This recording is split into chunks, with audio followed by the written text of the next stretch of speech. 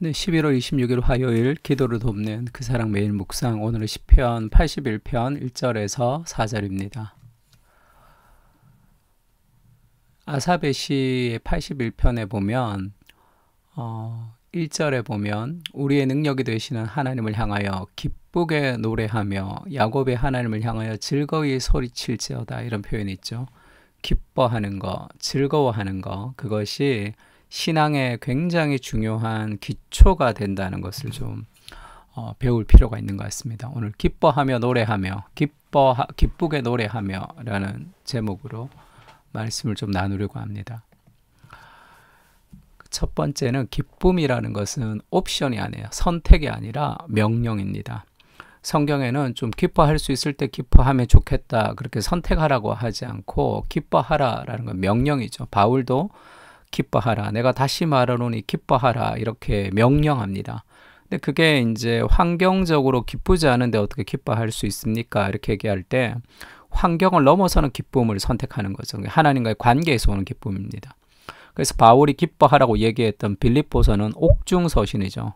차가운 감옥에서 그가 기뻐할 수 있었다면 우리가 오늘 살아가는 삶에서 우리도 기쁨을 선택하며 살아갈 수 있는 거죠. 그래서 기쁨은 신앙의 가장 본질적인 것이며 기초가 되는 거예요. 내 삶에 기쁨이 없다면 영적으로 심각한 침체 가운데 이미 빠져 있는 겁니다. 하나님을 붙들고 기쁨을 회복하는 것이 신앙의 출발 같은 거죠. 우리의 능력이 되시는 하나님을 향하여 기쁘게 노래하며 야곱의 하나님을 향하여 즐거이 소리칠지어다. 하나님 우리와 함께 하시는데 기뻐하지 않을 수 있는 이유가 있겠습니까?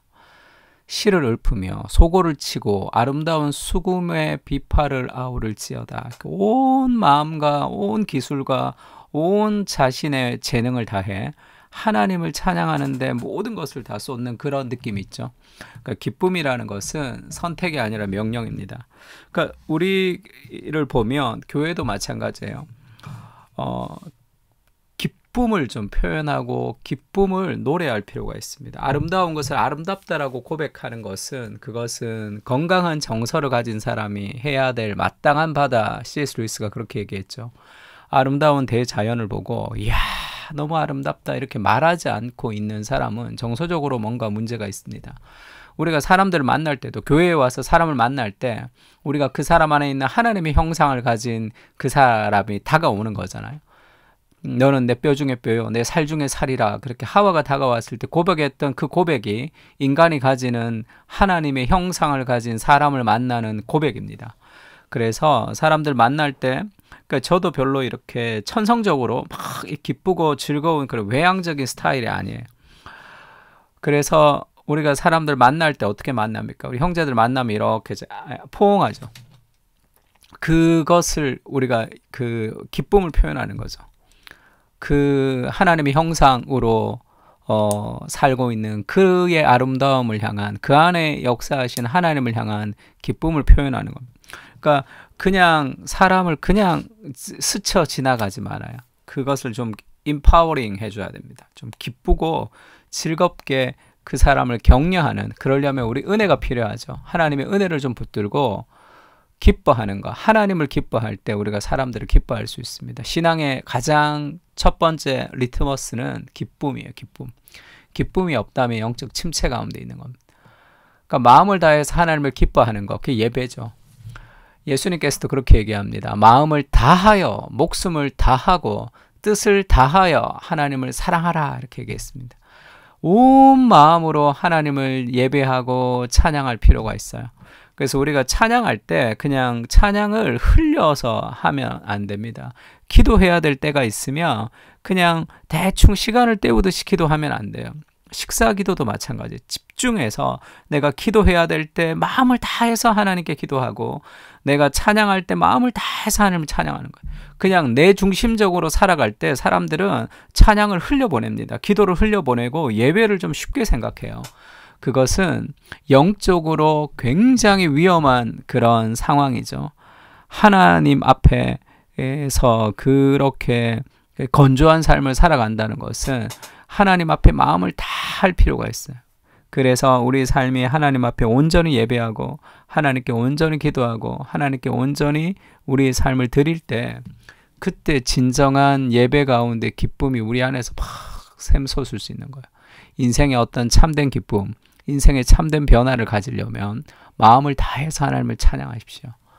그게 잘 안 되면 오늘 가스펠 같은 거 1장부터 책 같은 거 놔두고 1장부터 마지막까지 계속 찬양 한번 불러보세요.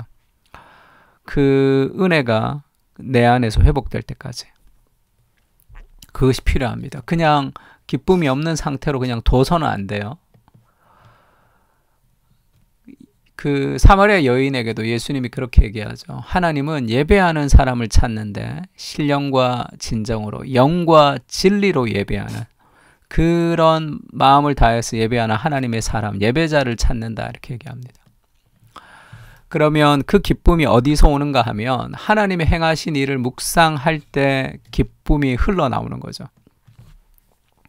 초하루와 보름과 우리의 명절의 나팔을 불지어다. 이는 이스라엘의 율례요 야곱의 하나님의 규례로다 할 때 하나님의 율례와 하나님의 규례를 지켜가는 그 은혜의 리듬 안에서 우리는 진정으로 하나님과 함께 이 스텝을 밟아간다고 할까요? 춤을 추면서 살아갈 수 있습니다. 삶에는 루틴이 있죠. 매일매일의 삶의 루틴이 있습니다. 아침에 일어나고 저녁에 잠드는 게 있죠. 또 일주일의 삶의 루틴이 있습니다. 안식일을 누리고 우리가 또 일주일을 살아가는 루틴이 있고 그 다음에 이스라엘에는 절기가 있는 거죠. 초하루와 보름과 명절, 유월절, 초막절, 칠칠절하는 그런 절기를 통해서 하나님을 기억하고 그리스도께서 우리 가운데 행하신 일들을 어린 양의 죽음을 통해서 구원했던 것을 기억하면서 왜 그 절기가 1년 동안에 그렇게 있을까요? 그것은 우리의 전 인생이 우리의 1년이 하나님을 기억하는 그런 이 리듬 안에서 살아간다는 그런 의미가 있습니다. 성탄절, 부활절 그런 절기들을 지키면서 우리의 인생이 이 하나님의 나라와 연결돼 있고 그리스도가 우리에게 행하신 일들과 연결돼 있다는 것이 이스라엘의 절기 안에 담겨져 있는 거죠. 우리가 지금 막 절기를 지키진 않습니다. 왜죠? 그리스도께서 모든 것을 다 성취하셨기 때문에 우리는 날마다 절기죠. 날마다 유월절입니다. 왜? 우리 안에 계신 그리스도가 그냥 잠자는 그리스도가 아니라 사망과 저주를 깨치고 죽음에서 승리하신 부활의 그리스도가 오늘도 우리 안에서 살아계시잖아요. 그와 교제하며 진정한 절기들, 그 리듬을 따라 배우는 거죠. 그래서 인생의 모든 하루하루의 삶의 루틴은 주와 동행하는 삶의 루틴이 될 수 있습니다.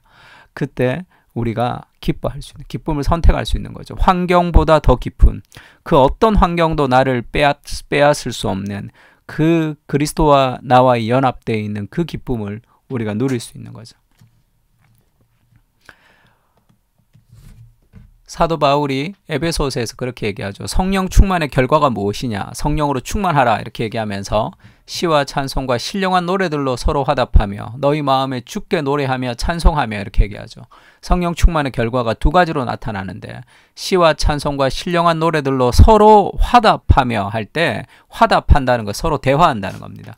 서로 나누는 거예요. 하나님의 은혜를 나누는 그런 모임과 소그룹, 사람과 사람 사이에 하나님의 은혜를 나누는 삶의 모습이 필요하고 그 다음에 마음을 다해서 하나님을 찬양하고 예배하는 그 하나님과의 관계와 사람과의 관계의 풍성함이 성령 충만의 결과다 이렇게 얘기합니다. 그래서 히브리서는 모이기를 피하는 어떤 사람들의 습관과 같이 하지 말고 오직 권하여 그날이 가까움을 볼수록 더욱 그리하자. 그래서 모여야 됩니다. 모이기를 힘써야 되고 함께 모여서 함께 서로를 기뻐하고 함께 하나님을 예배하는 그런 공동체가 되면서 우리가 세상 가운데 다른 삶의 방식, 하나님의 말씀의 삶의 방식을 가지고 세상을 살아가는 대안 공동체가 되는 거예요. 공동체로부터 떨어져 있으면 영적으로 힘을 잃어가게 되어 있습니다. 그래서 함께 예배하며 함께 교제하고 함께 사랑하는 그런 은혜가 좀 필요하죠. 그리고 영적인 공동체를 통해서 하나님께서 세상 가운데 일하시는 거거든요. 바울이 그렇게 얘기합니다. 내가 주 안에서 크게 기뻐함은 감옥에 있을 때라고 얘기했죠. 너희가 나를 생각하였던 것이 이제는 다시 싹이 남이니 너희가 또한 이를 위하여 생각은 하였으나 기회가 없었느니라. 내가 궁핍함으로 말하는 것이 아니니라. 어떠한 형편에든지 나는 자족하기를 배웠다. 네 환경과 상관없는 만족, 환경과 상관없는 기쁨을 자기가 배웠죠. 나는 비천에 처할 줄도 알고 풍부에 처할 줄도 알아. 모든 일 곧 배고픔과 배부름과 배고픔과 풍부와 궁핍에도 처할 줄을 아는 일체의 비결을 배웠다. 그 자족의 비결. 내게 능력 주시는 자 안에서 내가 모든 것을 할 수 있느니라. 환경의 문제가 아니라는 거죠. 내 삶의 능력의 문제가 아닙니다. 하나님과의 관계의 문제죠. 내게 능력 주시는 자 안에서 우리가 모든 것을 할 수 있는, 견딜 수 있는, 그리고 인내할 수 있는 삶의 모든 힘들이 거기서 오는 거예요. 그 빼앗을 수 없는 기쁨이 있는 거죠. 왜냐하면 하나님이 나를 붙들고 계시기 때문에 우리 인생에 여러 가지 어려움이 있지만, 우리 인생에 여러 가지 난관과 걱정과 두려움이 있지만 그것이 우리를 무너뜨리지 못한다는 삶의 확신이 있기 때문에 그렇습니다. 기뻐하십시오. 내가 다시 말하노니 기뻐하라 라는 그 바울의 말씀을 우리 인생의 모토로 삼아서 오늘 지금 기쁨으로 하루를 시작해야 돼요. 그때 만나는 모든 사람들에게 우리가 기쁨을 전수하는 기쁨의 전도자로, 기쁨의 통로로 살아갈 수 있습니다. 환경이 주는 기쁨이 아니라 그리스도로 인한 빼앗기지 않는 기쁨을 선택하며 누리게 하시고 기쁨이 우리 신앙의 출발점이 되게 하여 주시옵소서. 그리스도의 아름다움을 바라보게 하시고 거룩한 습관을 통해 기쁨을 누릴 수 있도록 인도해 주시옵소서. 쓸데없는 염려와 근심이 나를 사로잡지 않도록 주님의 규례와 율례를 배우게 하시고, 배우게가 왜 저 배우게가 되는지 모르겠는데 은혜 가운데 기쁨으로 찬양하게 하옵소서. 아멘. 우리 다 같이 시편을 가지고 함께 기도하겠습니다.